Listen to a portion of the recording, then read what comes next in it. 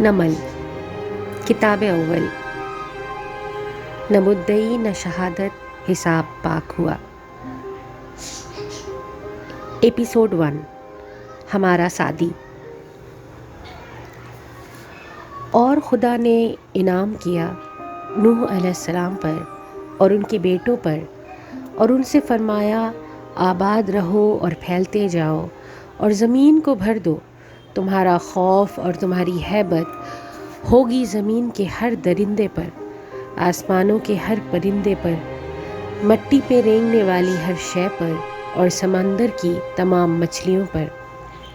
تمہارے ہاتھوں میں وہ پہنچائی جائیں گی، ہر زندہ محرک شے تمہاری غذا ہوگی۔ اور جیسے میں نے تمہیں عطا کیے ہیں سرسبز پودے، ویسے ہی میں تمہیں ہر شے عطا کروں گا، مگر تم اس ماس کو اس کی جان کے ساتھ نہیں کھاؤ گے، اور اس کی جان اس کا خون ہے، اور تمہاری جان کے خون کا میں حساب لوں گا، ہر درندے اور ہر انسان سے، اور میں یقیناً حساب لوں گا ہر انسان سے اس کے ساتھی انسان کی جان کا۔ عہد نامہ قدیم۔ نہ مدعی نہ شہادت، حساب پاک ہوا۔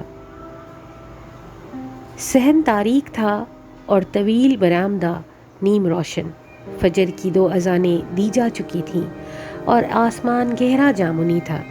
برآمدے کے آگے کوٹریاں اور کوٹریاں تھیں جن کے دروازے سلاخ دار تھے اور جن کی میلی دیواروں پر لکیریں نشان نام سے لکھے تھے۔ کچھ قیدی سو رہے تھے، کچھ جاگ رہے تھے۔ یہاں زندگی 2 انتہاؤں کے درمیان لٹکتی تھی۔ سیاہ دھاری سفید دھاری سے مکمل الگ ہو چکی تو فجر کی تیسری اذان گونجنے لگی۔ ہواؤں نے مؤذن کو آواز کو اپنے پروں پر اٹھایا اور صحن میں پھیلا دیا۔ اللہ سب سے بڑا ہے، اللہ سب سے بڑا ہے۔ ایسے میں برآمدے میں 2 پہرے دار ٹہلتے ٹہلتے ایک ستون کے ساتھ آ کھڑے ہوئے تھے۔ ایک نے بیڑی سلگائی اور دوسرے کو پیشکش کی، جسے دوسرے نے مسترد کر کے پھر سے اس حوالاتی قیدی کی کوٹری کو دیکھا جس کے سامنے وہ کھڑے تھے۔ پہلے سپاہی عبدالشکور نے بھی گردن موڑی، پھر استہزائیہ مسکرا کر سر جھٹکا۔ محمد دین بار بار اس بدمزاج آدمی کو نہ دیکھا کر، اس کا دماغ پہلے ہی خراب رہتا ہے، تیری ہمدردی سے وہ اور شیر ہو جائے گا۔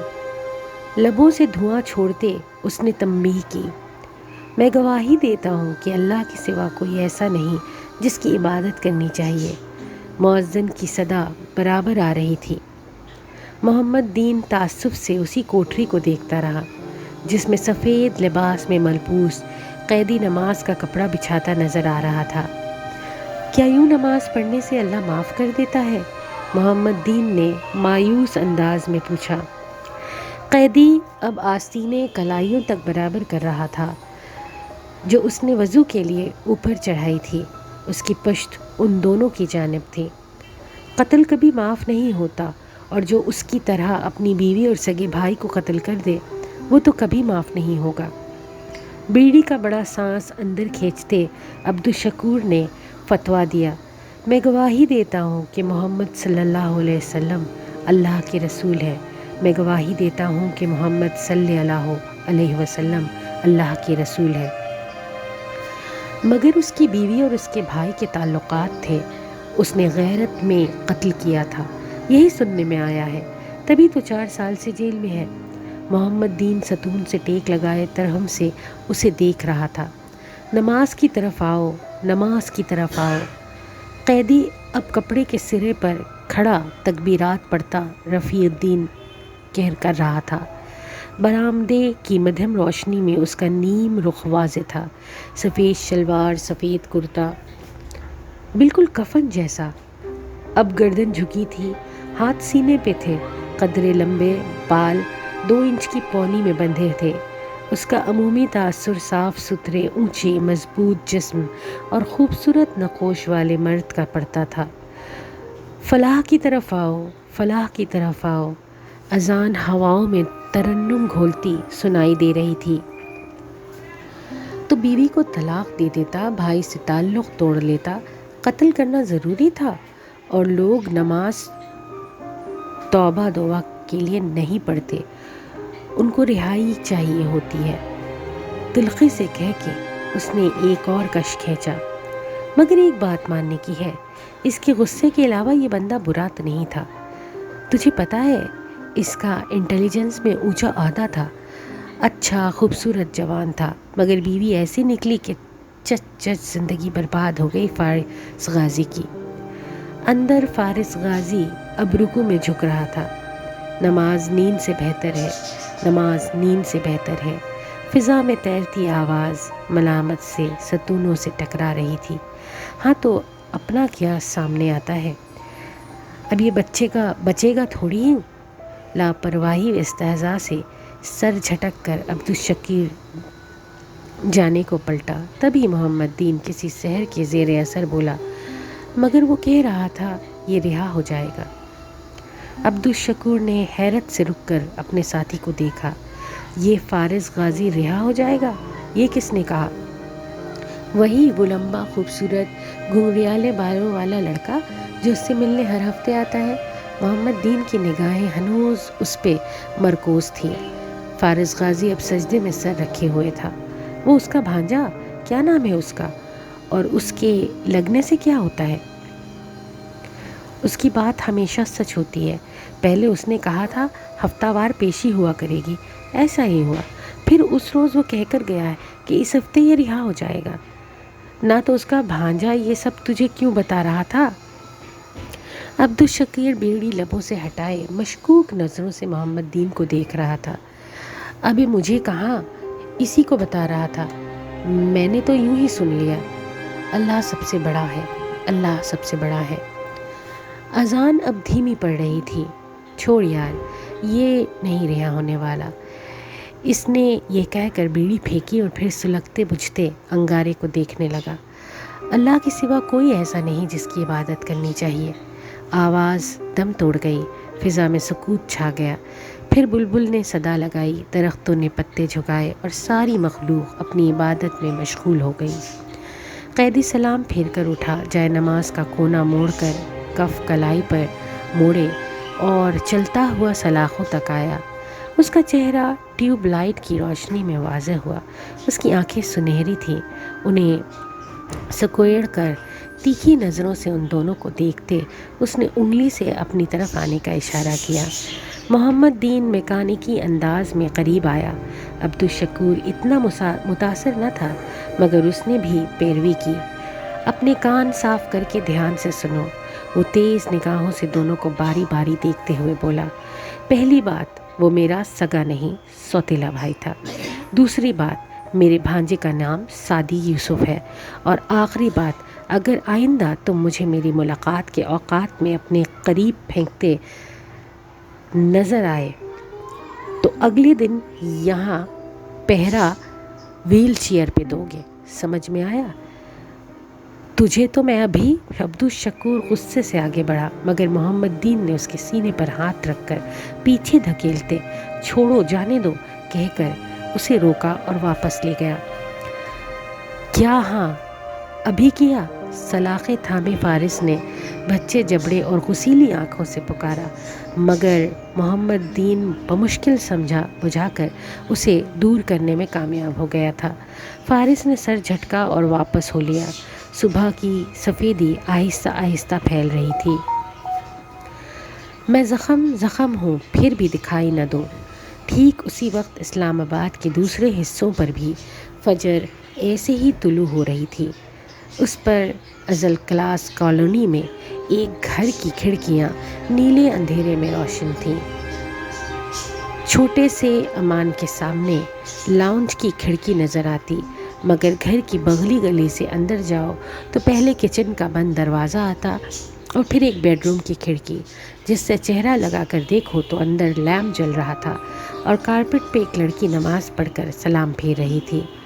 بیڈ کی سائڈ ٹیبل کے جلتے لیمپ کے ساتھ موبائل، پانی اور چند دوائیاں رکھی تھی، ایسی دوائیاں جو گردے کا وہ مریض استعمال کرتا ہے جس کو ڈونر گرو کسی دوسرے کا گردہ لگا ہو۔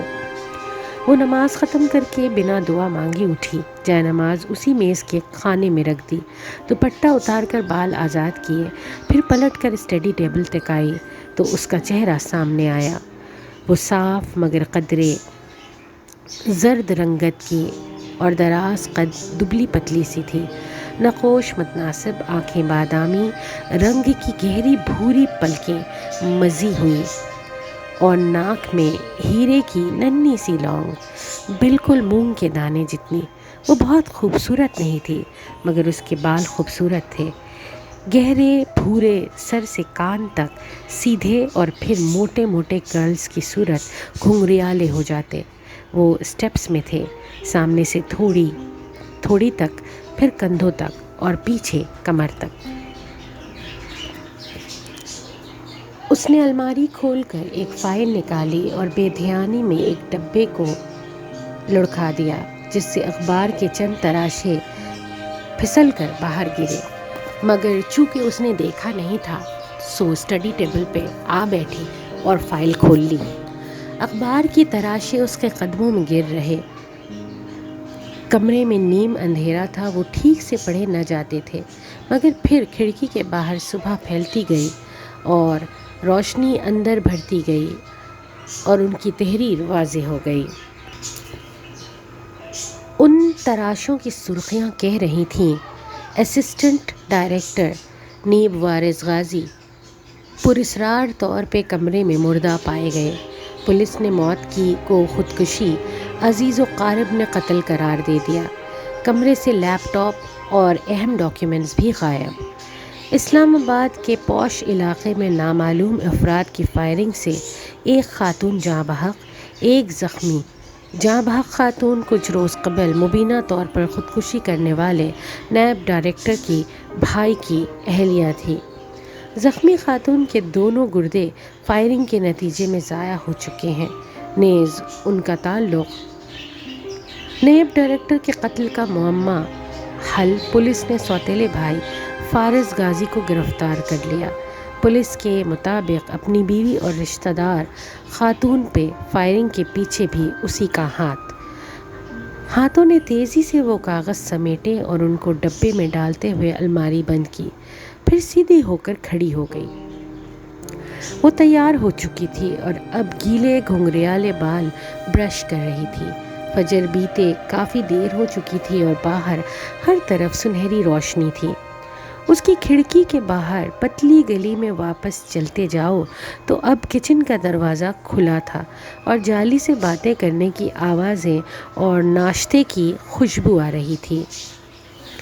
ملازم لڑکا کھڑا چائے دم پہ رکھ رہا تھا، ساتھ ایک ہٹی کٹی اس کے طبقے کی عورت کھڑی تھی۔ وے صداقت، اماں کا سارا پیغام سمجھ میں آ گیا نا؟ اب میں تسلی سے گرائی چلی جاؤں؟ وہ جیسے کوئی لمبی چوڑی بات سمیٹ رہی تھی۔ لڑکے نے کہا، ہاں نا چاچی، کہتے تشفی کروائی۔ چاچی نے جیسے فراغت سے ادھر ادھر دیکھا۔ یہ تو اپنی باجی کا ناشتہ بنا رہا ہے؟ اس نے مالکن کی بابت استفسار کیا۔ ہاں، اور صاحب کا بھی؟ باجی کے ابو، دو لوگ ہی تو ہیں گھر میں۔ نہ تو تیری باجی کی شادی وادی نہیں ہوئی؟ صاحب نے بہت پہلے انڈا توڑتے ہوئے بہت کو کھینچا۔ باجی کی منگنی کی تھی، شادی بھی ہونے والی تھی، مگر پھر بازار میں فائرنگ ہوئی اور باجی کو بھی گولی لگ گئی، بس دونوں گردے ضائع ہو گئے۔ کسی انگریز عورت نے گردہ تو دے دیا اور لگ بھی گیا، پر منگنی ٹوٹ گئی، پھر باجی نے شادی نہیں کی۔ اوہو بیچاری، 27-28 کی تو ہوگی۔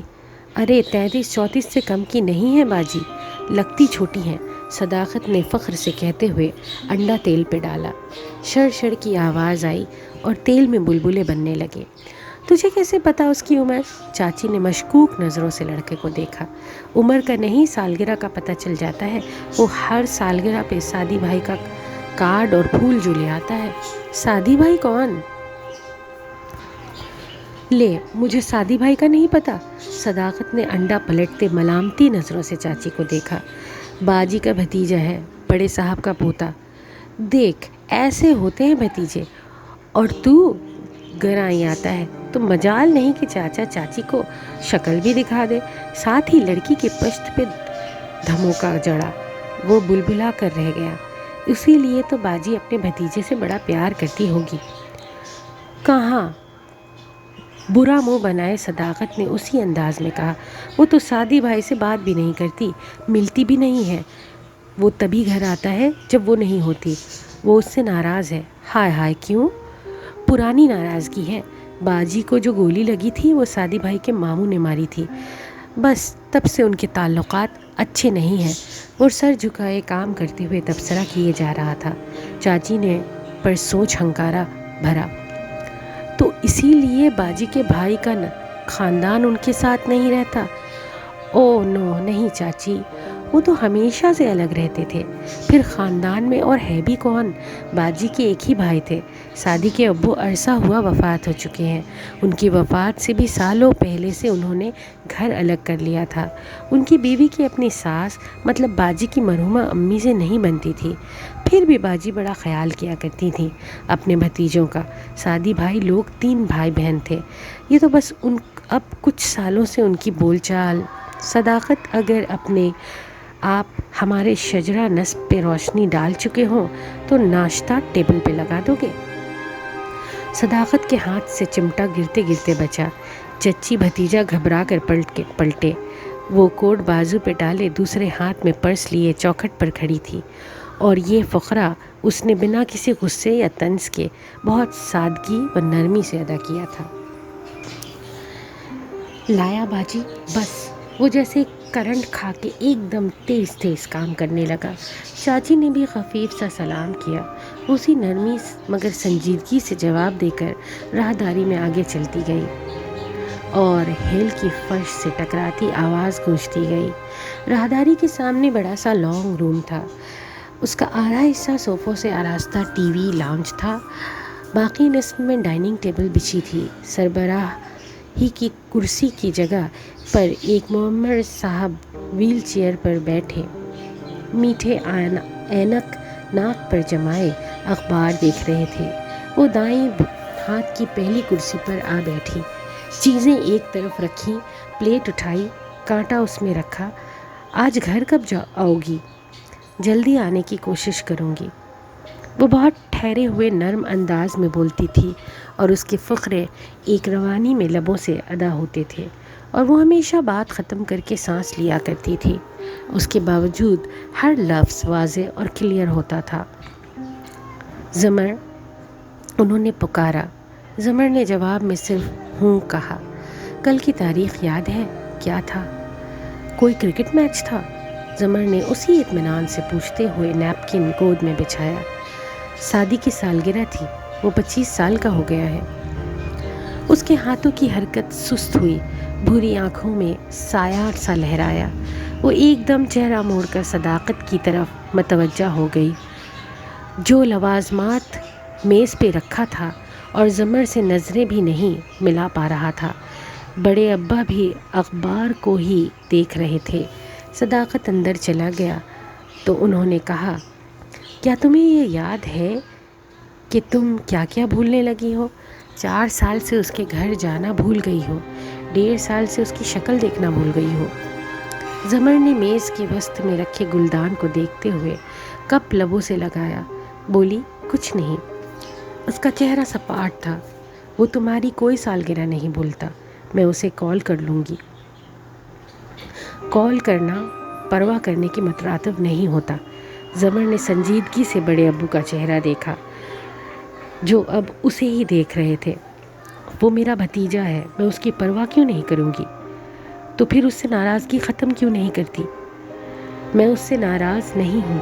سعدی میرے لیے کیا ہے آپ جانتے ہیں، اور کوئی بھی چیز اس حقیقت کو نہیں بدل سکتی۔ تو پھر اس سے ملتی کیوں نہیں؟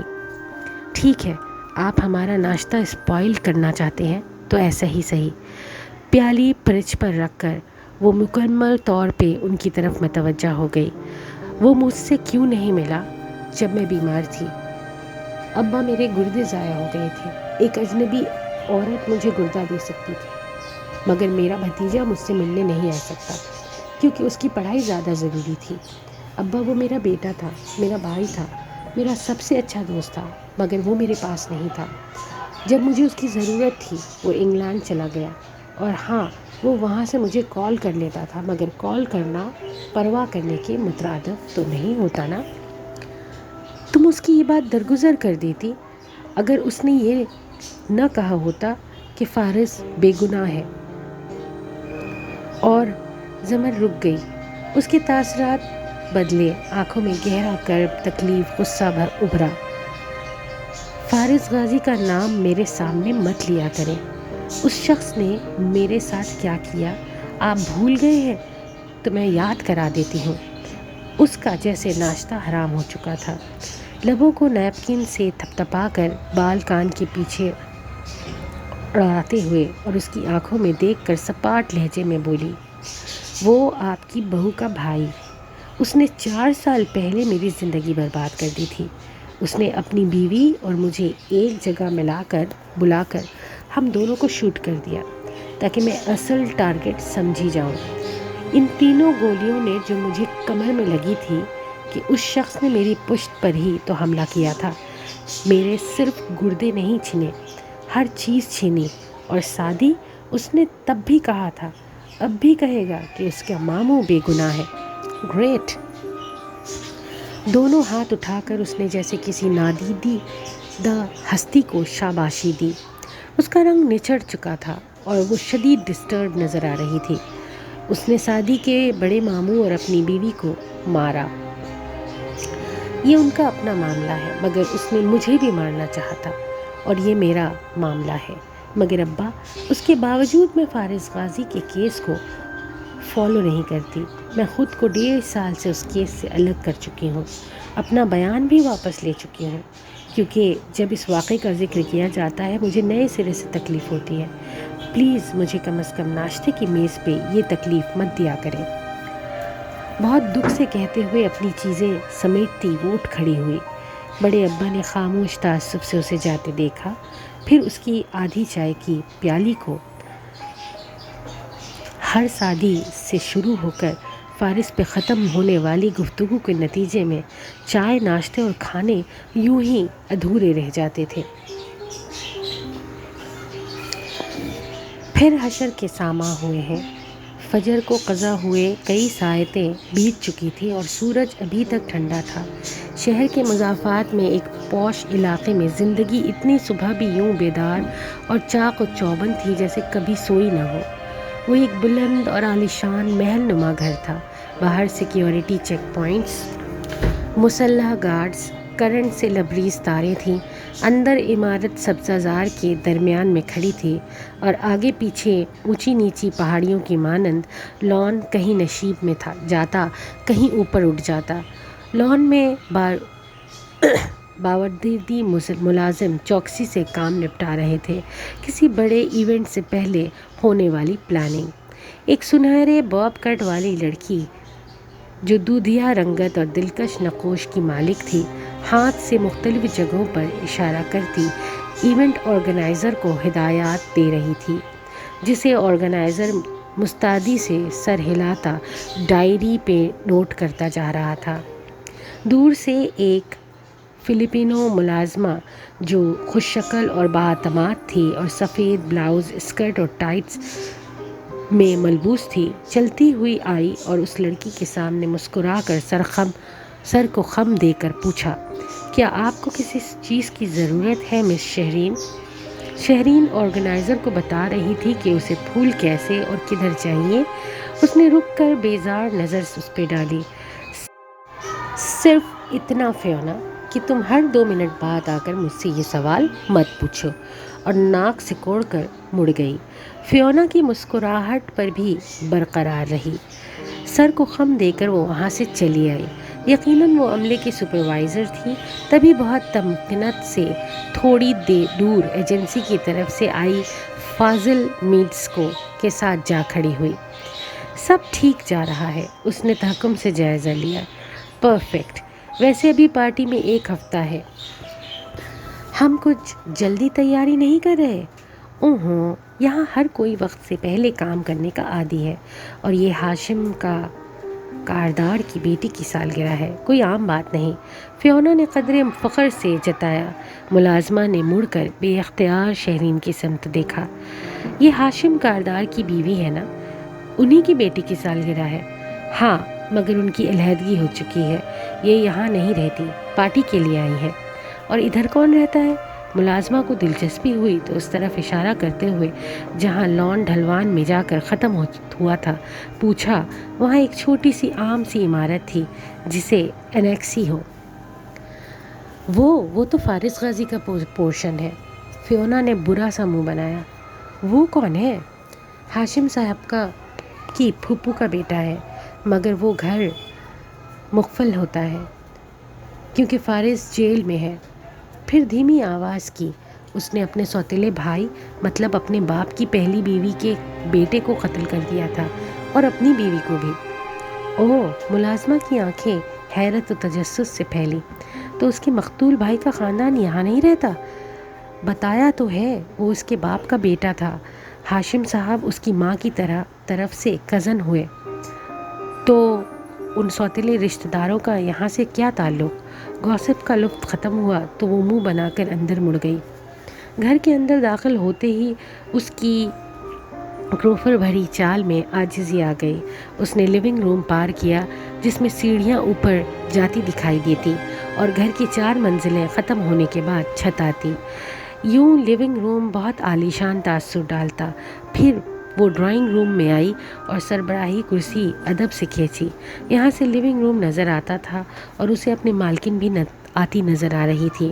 وہ مسکراتی ہوئی باریک ہیل سے تیز تیز چلتی آ رہی تھی۔ ٹائٹس پہ انگریزی طرز کا بغیر آستین کے گھٹنوں سے اوپر آتا لباس پہن رکھا تھا۔ ہلکے بھورے ڈائی بال سیدھے اور کمر پر تھے اور شیرنی جیسی آنکھیں تھیں۔ چہرہ خوبصورت و ملائم۔ وہ یقیناً کافی عمر کی تھی مگر بے حد اسمارٹ اور تر و تازہ۔ گڈ مارننگ مسز جواہرات۔ مارننگ، مسکرا کر جواب دیتی وہ سربراہی کرسی پر ملکہ کی شان سے بیٹھی، نیپکن گود میں بچھایا اور باادب کھڑی فیونا کو شیریں لہجے میں مخاطب کیا۔ میرے بیٹے کدھر ہے؟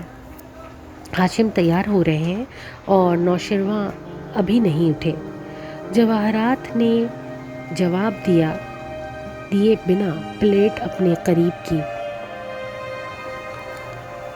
میم، آپ کی فلر ٹریٹمنٹ کی اپائنٹمنٹ آج شام کی ہے، آپ نے ریمائنڈ کروانے کو کہا تھا، اور میں نے یہ بھی کہا تھا کہ ایسی باتیں آواز مدھم کر کے کیا کرو۔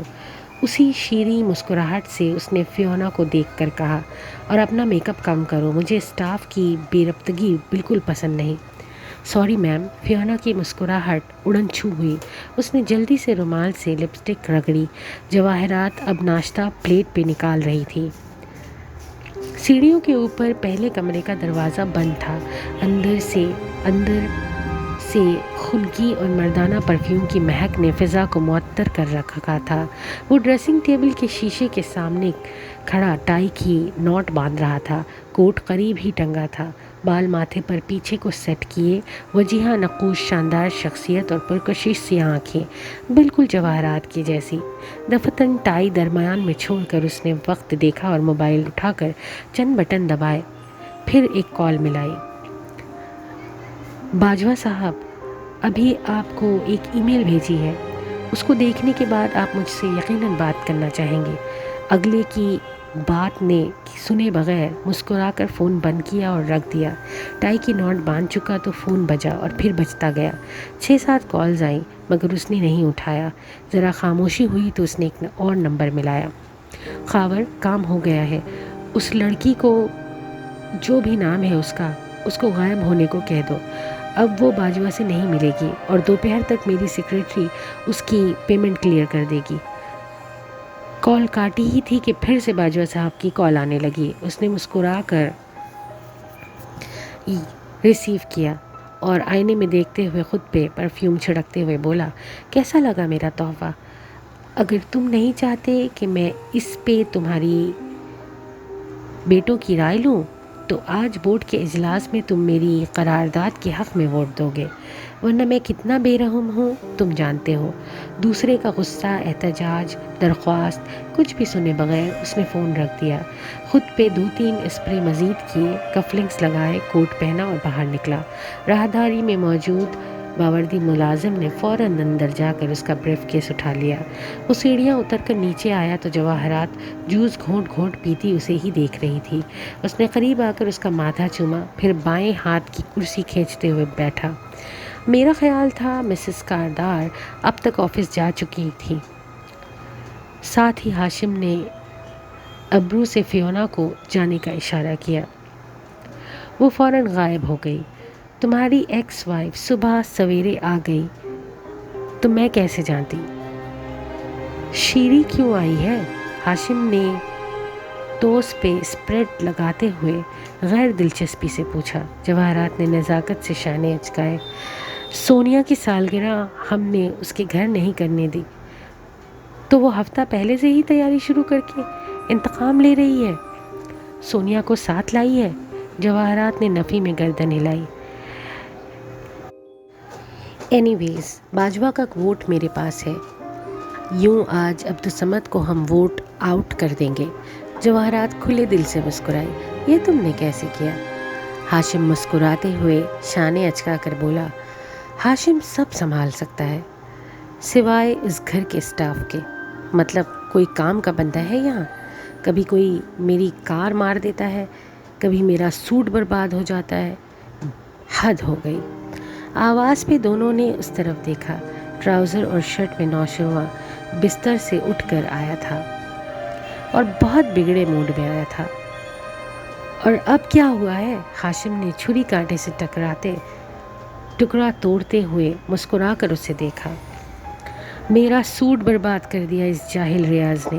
آپ اس کی پے سلپ اس کے حوالے کر دیں ممی، میں نے اسے فارغ کر دیا ہے۔ سیب اٹھا کر اس میں دانت کاٹتے ہوئے وہ خفا خفا سا بولا۔